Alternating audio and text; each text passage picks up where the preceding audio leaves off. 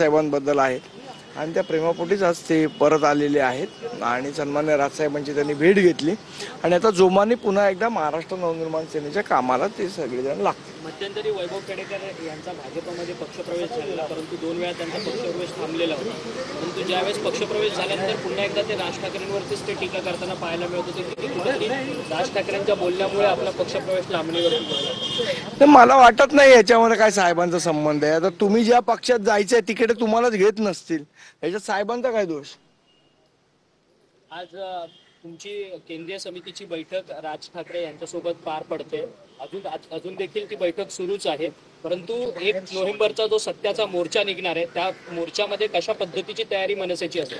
त्या तयारीच्या संदर्भात बैठक आहे, त्याचं नियोजन, कुठे बैठका घ्यायच्या आहेत, महाराष्ट्राभर काय करायचं, या सगळ्याची बैठक चालू होती। आता पुन्हा एकदा 2:30 वाजता ही बैठक चालू होईल। 1 तारखेचा मोर्चा कितपत महत्त्वाचा आहे, कशा पद्धतीने तयारी आहे आणि सर्वसामान्य नागरिकांपर्यंत पोहोचण्याचा प्रयत्न? निश्चितपणे आम्ही नागरिकांपर्यंत पोहोचू, त्याच्या सगळ्याच्या संदर्भातलं नियोजन करणं चालू आहे। शेवट हा जो मोर्चा आहे हा काय फक्त एकट्या महाराष्ट्र नवनिर्माण सेना किंवा एकट्या विरोधी पक्षाचा नाही।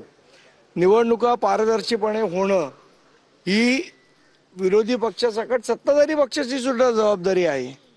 मला असं वाटतं जर आम्ही एवढे पुरावे निवडणूक आयोगाला देतोय त्यानंतर मला असं वाटतं सगळ्यांनी मिळून हा मोर्चा काढला पाहिजे। आमचं तर भाजपलाही आव्हान आहे की त्यांनी या मोर्चात सहभागी व्हावं, शिवसेना शिंदे गटाला आव्हान आहे त्यांनी मोर्चात सहभागी। शेवट निवडणुका पारदर्शी होणं हे जर त्यांना वाटत असेल आणि या घोळ्यामध्ये त्यांचा काय हात नसेल तर तेही सहभागी होतील। मागच्या वेळी तुम्ही खऱ्या अर्थानं निवडणूक आयोगाला जेव्हा भेटत होता तेव्हा तुम्ही त्यांना पत्र देखील पाठवलेलं, मग ज्यांची तुम्ही नावं घेतली म्हणजे सत्ताधारी त्यांना पण पत्र पाठवलेलं, आता पण तुम्ही त्यांना विनंती करणार, त्या पत्र पाठवणार का तुमचं? नाही, आमचं म्हणणं आहे विनंती कोणालाच कोणाही करायची गरज नाही, कर्तव्य म्हणून प्रत्येकाने आलं पाहिजे। निवडणुका पारदर्शीपणे होणं हे प्रत्येकाचं कर्तव्य आहे। ज्यांना कर्तव्य वाटतं ते सामील होतील, जे घोळात सामील असतील ते कदाचित मोर्चात सामील होणार नाहीत। एकीकडे मतदार याद्या तपासल्या जात आहेत, तुमच्यावर मोर्चा हा तर कारण आहे, पण दुसरीकडे मुंबई महानगरपालिकेच्या निवडणुकीसाठी सुद्धा मनसे अगदी मागच्या 3 महिन्यापासून जे आहे त्या प्रत्येक गोष्टी बाबींची तपासणी करत आहेत। कितपर्यंत तयारी झालेली आहे? व्यवस्थित तयारी चालू आहे, योग्य वेळी तुम्हाला त्याचे रिझल्ट पण दिसतील। परंतु 1 तारखेपर्यंत मतदार याद्यांमधला जो मुंबईमधला घोळ आहे त्या सगळ्या संदर्भात आदेश दिलेले होते की राज ठाकरेंनी सगळ्या मतदार याद्या तपासणं चालू आहे, रिझल्ट आल्यावर तुम्हाला सांगू।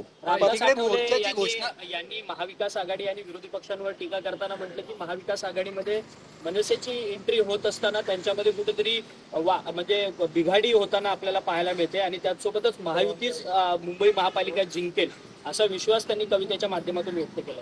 कोणी रामदास आठवले परवानग्या पोलीस मोर्चाच्या सर्व परवानग्या मिळालेल्या आहेत का? कारण की फॅशन स्ट्रीट पासून आझाद मैदानापर्यंत चालू आहे, ती प्रक्रिया चालू आहे, मोर्चाच्या आधी मिळेल। मार्ग बदलण्यासंदर्भात चर्चा सुरू आहे असं देखील कळत आहे। आमची वरची नेते मंडळी या संदर्भात चर्चा करतात, नेमकी काय चर्चा झाली मला याची कल्पना नाही, मी माहिती घेऊन आपल्याला नक्की सांगेन। एकीकडे मोर्चाची तयारी सुरू आहे, दुसरीकडे शासन पातळीवरती वेगवेगळ्या पद्धतीचे कार्यक्रम निवडणुकीच्या अनुषंगाने धरून अधिसूचना काढल्या जात आहेत।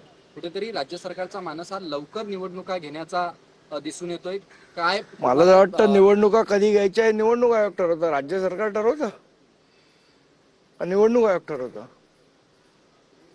निवडणूक आयोग ठरवतं ना। कोर्टाने 31 जानेवारीपूर्वी निवडणुका घ्या ठीक आहे, त्यांनी आदेश दिलेले आहेत, पण आमचं म्हणणं एवढंच आहे की ज्या मतदार याद्या सदोष आहेत निर्दोष करा आणि मग कधी निवडणूक घ्या ना।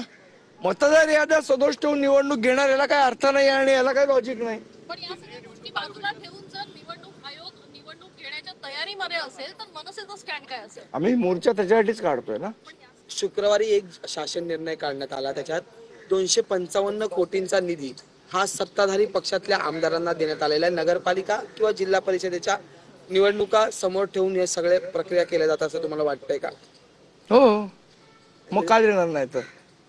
पण या सगळ्या दिवाळीच्या काळात असे निधी दिले